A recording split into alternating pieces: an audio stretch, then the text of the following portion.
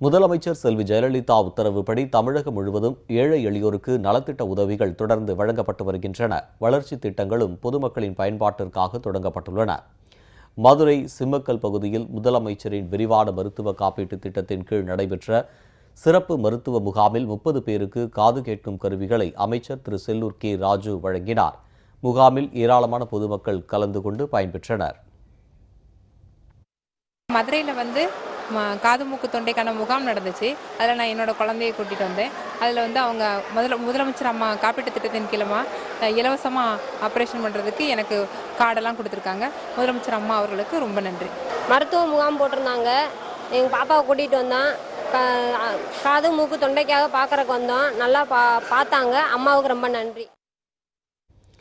மதுரை திருமங்கலம் சட்டமன்ற தொகுதிக்கு உட்பட்ட அச்சம்பட்டி கிராமத்தில் உள்ள அரசு மேல்நிலைப் பள்ளியில் 2,25,00,000 ரூபாய் மதிப்பில் 10 வகுப்பறைகளுடன் கூடிய கூடுதல் கட்டடம் அமைக்கும் பணிகள் மற்றும் அம்மாப்பட்டி பகுதியில் உள்ள அரசு மேல்நிலைப் பள்ளியில் 2 கோடி ரூபாய் மதிப்பில் அமைக்கப்பட உள்ள ஆய்வகம், கூடுதல் வகுப்பறை உள்ளிட்ட பணிகள் பூமி பூஜையுடன் தொடங்கின.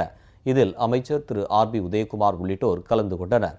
விழுப்புரம் மாவட்டம் கல்வராயன் மலையில் உள்ள கரியாலூரில் நடைபெற்ற அரசு நலத்திட்ட உதவிகள் வழங்கும் விழாவில் 233 பழங்குடியின பெண்களுக்கு 77 லட்சம் ரூபாய் மதிப்பிலான விலையில்லா கறவை மாடுகள் மற்றும் பராமரிப்பு தொகையினை அமைச்சர் திரு சி.வி. சண்முகம் வழங்கினார். முதலமைச்சர் செல்வி ஜெயலலிதா ஆணைக்கிணங்க அரியலூர் நகராட்சிக்கு உட்பட்ட 11வது வார்டில் ஒருங்கிணைந்த குடிசை மேம்பாட்டு திட்டத்தின் கீழ் சுமார் 23 லட்சம் ரூபாய் மதிப்பில் புதிதாக கட்டி முடிக்கப்பட்ட சமுதாய கூடத்தினை அரசு தலைமை கொறடா திரு தாமரை எஸ். ராஜேந்திரன் திறந்து வைத்தார்.